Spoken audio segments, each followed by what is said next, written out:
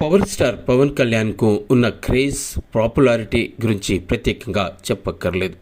చాలామంది చెప్పినట్టుగా హీరోలకు అభిమానులు ఉంటారు, కానీ పవన్కు మాత్రం భక్తులు ఉంటారు. సినిమాలో ఓ వెలుగు వెలిగిన ఆయన రాజకీయాల్లోనూ అడుగుపెట్టారు, కానీ జనసేన పార్టీని స్థాపించారు, ప్రజల్లోకి వెళ్ళారు. విజయం మాత్రం అంత సులువుగా దక్కలేదు. 2019 అసెంబ్లీ ఎన్నికల్లో జనసేన కేవలం ఒక్క సీటును మాత్రమే గెలుచుకుంది.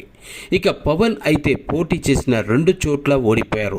అయితే 2024 ఎన్నికల్లో ఆయన గోడకు కొట్టిన బంతిలా తిరిగొచ్చారు.